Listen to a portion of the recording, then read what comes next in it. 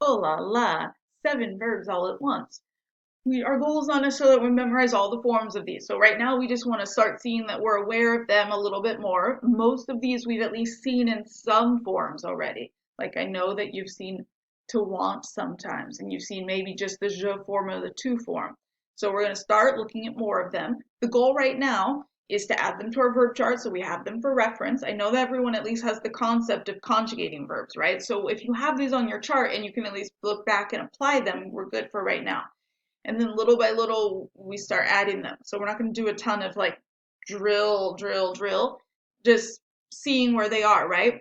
To start with, probably you always want to be able to talk about yourself and say things you're doing. So the je form is always important. And then usually you're having a conversation, not talking to just to yourself. So the tu form, talk to someone else.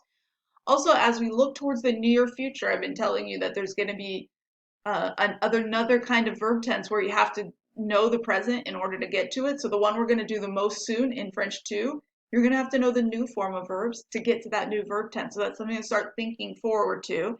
And in French 3, there's a bunch of verbs we're going to do in another tense. They're going to know the il plural form to get the base of what that's going to be. So just things to start looking forward to. So we want to, today if we were in class, we would go over these, we put them in our verb chart and you'd hear them. So I don't want to just give them to you online to copy down and that you haven't heard them. So we're practicing. So that's what this is for. So add all these to your verb chart and you always have your verb chart for reference. Okay, so, and again, some of these verbs you've seen already, maybe not all the forms, but some of them. And don't forget, we always have to know what they mean too, so we can actually use them. So I've given them to you all the meaning, all the present tense forms, and then also the past tense underneath. Most of these, if not all of them, we've already seen in passé composé recently. So they all use avoir, and we know we have to conjugate the right form of avoir to match, right? And then we just add this ending. So let's do the present tense. That's our focus today of mettre. Je mets, tu mets, il met, nous mettons, vous mettez, il met.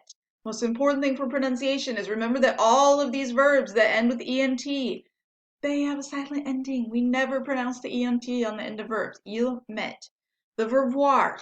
Je vois, tu vois, il voit, nous voyons, vous voyez, il voit. You notice on all of these verbs that the je and tu are the same. They all either end with S, S, T. Some teachers like to say Sam sucks toes, and you're like, oh my God, what? Yes, works. Sam sucks toes. Or in the case of these here, X, X, T. But all of these, the je and tu are the same. So keep that in mind to help you remember. Passé composé of these, we know avoir mis, we know avoir and vu. Okay. Pouvoir. Je peux. Tu peux. Il peut. Nous pouvons. Vous pouvez. Ils peuvent. So notice that in the boot form here, they all start P-E-U. But the nous and vous form, P-O-U. Something to kind of separate. Vouloir and devoir are very similar ideas. Je veux, tu veux, il veut. Look how those are exactly like pouvoir, except for with a V. Nous voulons, vous voulez, ils veulent. So just like pouvoir, the je, tu, il, and il plural start with an EU there, but the nous and vous have an OU. And then devoir, same idea. The je, tu, il, and il are going to have an OI in them, whereas the nous and vous are going to be DEV. Je dois, tu dois, il doit, nous devons, vous devez, ils doivent. And our passé composé we've seen before. Again, we do the right form of avoir and then we put pu, voulu, du with accent circumflex. Prendre. So yes, this is an RE verb, but it's not a regular RE verb, so it doesn't work like vendre. The je, tu, and il forms are regular though. They look like vendre would. Je prends, tu prends, il prend. But these three forms, the plural forms, are irregular. Nous prenons, vous prenez. So we got rid of the D in them. And then ils prennent, two N's. So we have to notice the nous and vous only have one. The plural has two. Nous prenons, vous prenez, ils prennent. In passé composé, pris. And then suivre. This one might be completely new. It means to follow, like my dog is following me. Or it also means to take, but in the sense of to take a class. Whereas prendre is to take, like to take the bus. In France, they also use prendre a lot with food, like to say I'm going to have a sandwich, je prends un sandwich. But suivre is to take just if I'm taking a class. Je suis un cours de biologie.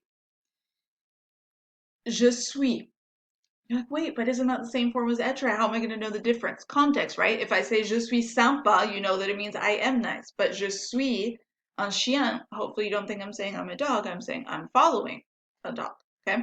So we have je suis, tu suis, il suit, nous suivons, vous suivez, ils suivent. And again, we notice that the je, tu, il, and il plural have similar stems here. That's the beginning part of the verb. You, I. Same with nous and vous. Okay, so they're all very similar. And passé composé is suivi. So it's an RE verb, but it ends with an I. Oh la la.